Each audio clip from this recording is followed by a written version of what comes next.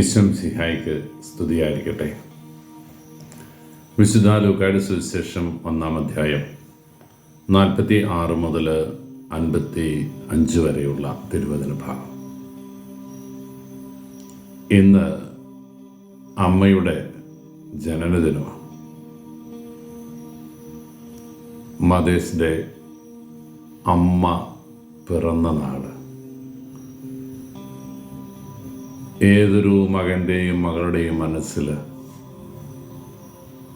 ഒത്തിരി ഗൃഹാതുരത്വം ഉണർത്തുന്ന, പുതിയ ജനറേഷൻ്റെ ഭാഷയിൽ പറഞ്ഞാൽ നൊസ്റ്റാൾജിയ ഉണർത്തുന്ന ഒരു തിരുനാൾ ദിവസം, അമ്മ പിറന്ന ദിവസം. അമ്മമാര് ഉള്ളവരൊക്കെ അമ്മയൊന്ന് ചേർത്ത് പിടിച്ച് അമ്മയുടെ മൂർധാവിൽ ഒരു ഉമ്മ കൊടുക്കാൻ മനസ്സ് വെമ്പുന്നൊരു ദിവസം.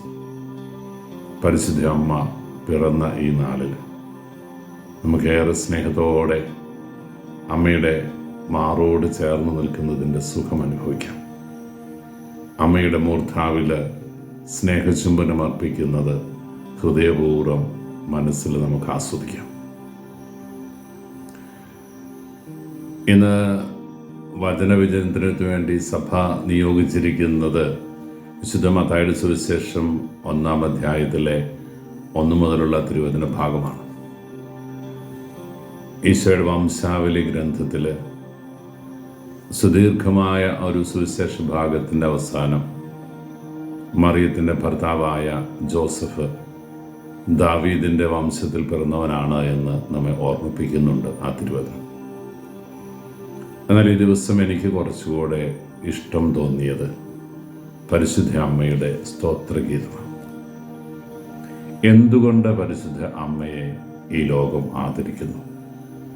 എന്തുകൊണ്ട് പരിശുദ്ധ അമ്മ എല്ലാവരുടെയും അമ്മയാകുന്നു?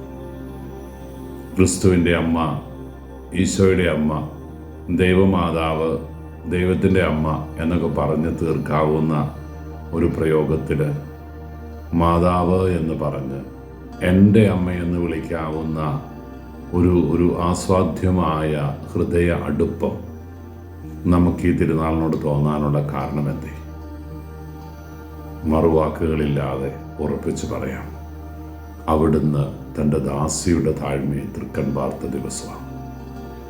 അമ്മ പറഞ്ഞു, എല്ലാ തലമുറകളും എന്നെ ഭാഗ്യവതി എന്ന് പ്രകീർത്തിക്കും. ശക്തനായവൻ എനിക്ക് വലിയ കാര്യങ്ങൾ ചെയ്തു തന്നിരിക്കുന്നു. എൻ്റെ ദൈവം എന്നോട് കരുണ കാണിച്ചതിൻ്റെ വലിയ സന്തോഷം അമ്മ പറയുന്നതാണ് അമ്മയുടെ സ്തോത്രഗീതം. പ്രിയപ്പെട്ടവരെ, വിശുദ്ധ ബൈബിളിൽ ഏറെ പരാമർശങ്ങളൊന്നുമില്ലെങ്കിലും ഹൃദയത്തിൽ നനുത്തൊരു വികാരമായി ബൈബിളിലെ അമ്മ നമ്മുടെയൊക്കെ ഹൃദയത്തിലുണ്ട്. മംഗളവാർത്ത തിരുനാളിൽ പരിശുദ്ധ അമ്മയുടെ അടുക്കൽ ഗബ്രിയേൽ ദൂതൻ എത്തിയ നിമിഷം മുതൽ ലൂക്കാ സുവിശേഷത്തിൻ്റെ ആദ്യ 4 അധ്യായങ്ങളിൽ ഇടയ്ക്ക് പരാമർശിക്കപ്പെടുന്നൊരു കഥാപാത്രമായി പരിശുദ്ധ അമ്മയുണ്ട്. പിന്നെ ഇടയ്ക്ക് ഈശോയ്ക്ക് ഭ്രാന്താണ് എന്ന് പറഞ്ഞ് അവൻ്റെ കുടുംബാംഗങ്ങളായ കുറേ പേര് അവനെ പിടിച്ചുകൊണ്ടു പോകാൻ വേണ്ടിയിട്ട് പരിശ്രമിക്കുന്ന ഒരു നിമിഷം, അമ്മയെയും കൂടെ കൂട്ടുപിടിച്ചിട്ടാണ് അവർ അതിന് മുതിരുന്നത്. ഒരുപക്ഷെ കുടുംബ ബന്ധങ്ങളുടെ ഒരു നീരാളിപ്പിടുത്തത്തിൽപ്പെട്ട് അമ്മയും അവരുടെ കൂടെ വരുന്നത് ബൈബിളിൽ നമ്മൾ കാണുന്നുണ്ട്. മറ്റൊരിക്കൽ വലിയ ജനാരവത്തിൻ്റെ നടുവിൽ നിന്ന് അവൻ പ്രസംഗിച്ചു കൊണ്ടിരിക്കുമ്പോൾ വീണ്ടും സഹോദരങ്ങൾ അമ്മയെയും കൂട്ടി ഈശോയുടെ അടുക്കിലേക്ക് പോകുന്നുണ്ട്. അവിടെ വെച്ച് കൺകുളിർക്കെ അവനെ കണ്ടപ്പോൾ ഹൃദയം കുളിർക്കെ അവൻ പറഞ്ഞു വെച്ചൊരു കാര്യമുണ്ട്: ആരാണ് എൻ്റെ അമ്മ? എൻ്റെ പിതാവിൻ്റെ ഇഷ്ടം നിറവേറ്റുന്നവളാണ് എൻ്റെ അമ്മ. ദൈവത്തിൻ്റെ തിരുവചനത്തിന് ആമേൻ പറഞ്ഞപ്പോൾ, ഫിയാത്ത് പറഞ്ഞപ്പോൾ, നിന്റെ വാക്ക് എന്നിൽ നിറവേറട്ടെ, ഇത് കർത്താവിൻ്റെ ദാസിയാണ് എന്ന് സ്വയം ദൈവകരങ്ങളിൽ കൈയാളിച്ചു കൊടുത്തപ്പോൾ പറഞ്ഞ അവൾ ഏറ്റെടുത്ത തീരുമാനത്തിൻ്റെ പരസ്യ പ്രഖ്യാപനമായി യേശുവിൻ്റെ വാക്കുകൾ മാറുകയാണ്. ദൈവത്തിൻ്റെ തിരഹിതം നിറവേറുമെന്ന് വിശ്വസിച്ചവൾ. പിന്നെ നമ്മൾ കാണുന്നത് കാനായിലെ കല്യാണവേളയിൽ അവിടെ ഒരു കുടുംബത്തെ അപമാന ഭാരത്തിൽ നിന്ന് രക്ഷിച്ചു അമ്മ. അന്ന് അമ്മ നമ്മളോട് പറഞ്ഞു, അവൻ പറയുന്നത് പോലെയൊക്കെ ചെയ്യണം. വീണ്ടും ഒറ്റപ്പെട്ട ചില കൂടിക്കാഴ്ചകൾ, ഹൃദയം നുറുക്കുന്ന നൊമ്പരവുമായിട്ട് മറ്റൊരു കൂടിക്കാഴ്ചയുണ്ട്. കുരിശിൻ്റെ വഴിയിലെ 4-ാം സ്ഥലം നമ്മളെ ഓർമ്മിപ്പിക്കുന്നു. കവിഞ്ഞൊഴുകുന്ന 2 കണ്ണുകൾ, 4 കണ്ണുകൾ,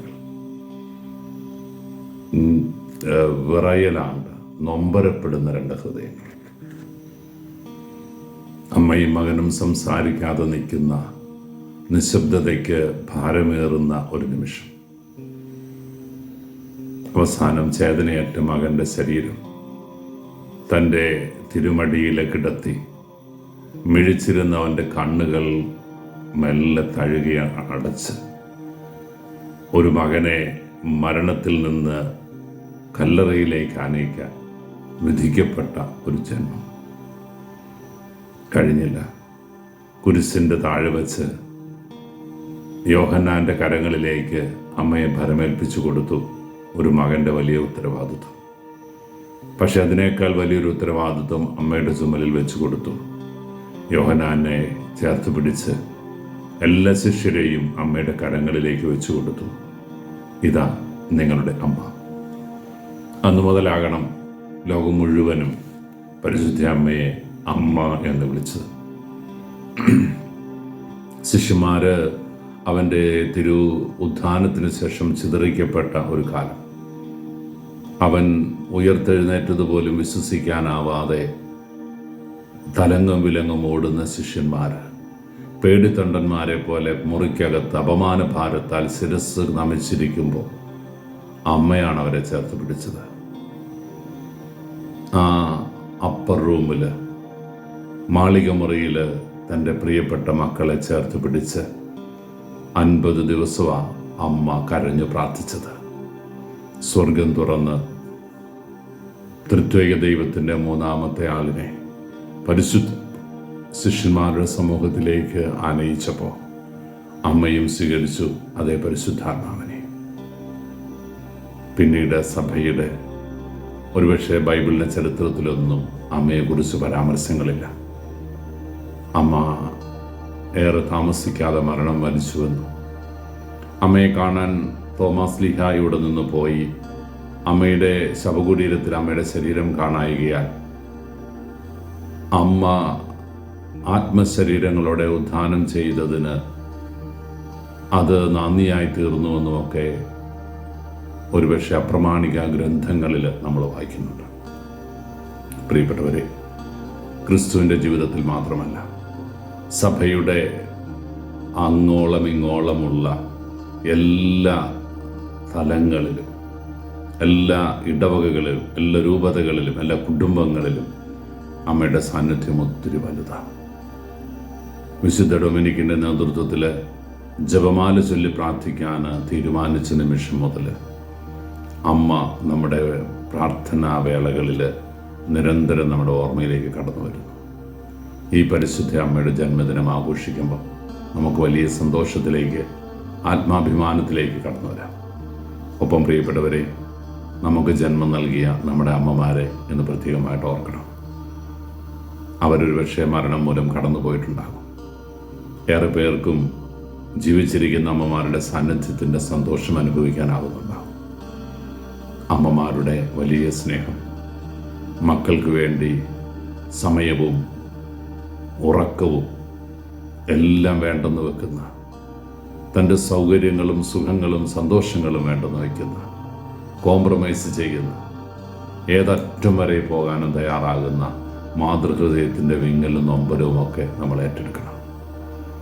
ഇന്നൊരു പക്ഷേ ചുളിവ് ബാധിച്ച അവരുടെ കരങ്ങളിൽ ഒന്ന് ചേർത്ത് പിടിച്ച് ഒരു ഉമ്മ കൊടുക്കാൻ, ഒന്ന് ചേർത്ത് പിടിച്ച് ആ മൂർധാവിലൊരു ചുംബനം കൊടുക്കാൻ നമുക്ക് സാധിക്കുമെങ്കിൽ ഒരു മകളുടെ ഏറ്റവും വലിയ ഉത്തരവാദിത്വമാണ്, ഏറ്റവും വലിയ കൃത്യനിർവഹണമാണ് അത് എന്ന് നമുക്ക് പറയാം. അതുകൊണ്ട് പ്രിയപ്പെട്ടവരെ, ഈ ദിനം നമ്മുടെ അമ്മമാരെ ഓർക്കാൻ വേണ്ടിയാകട്ടെ. ഈ ദിനം മരണം മൂലം വേർപിരിഞ്ഞു പോയ നമ്മുടെ അമ്മമാരെ തമ്പുരാന്റെ കരങ്ങളിലേക്ക് കൊടുത്തുകൊണ്ട് എല്ലാ അമ്മമാർക്കും വേണ്ടി പ്രാർത്ഥിക്കാനുള്ള ഒരു ദിവസമാകട്ടെ.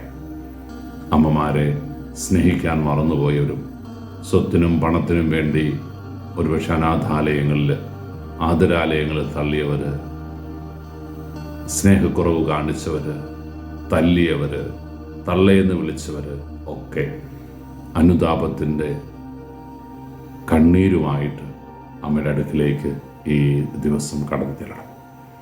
പരിശുദ്ധ അമ്മയുടെ ഈ പുണ്യജനനത്തിൻ്റെ നല്ല ആശംസകളും പ്രാർത്ഥനകളും ഏവർക്കും ഹൃദയപൂർവ്വം നേരുന്നു. അമ്മ നമുക്ക് വേണ്ടി മധ്യസ്ഥം യാചിക്കട്ടെ.